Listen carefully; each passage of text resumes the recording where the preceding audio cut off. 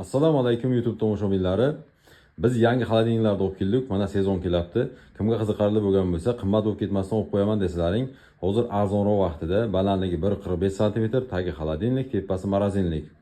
Nomi Elite, O'zbekistonda ishlab chiqarilgan, 1 yil kafolati bor. Narxi 2,5 ming so'mon, sal arzon bo'ladi. Arzonlik paytida olib qo'yinglar xolodilnikni.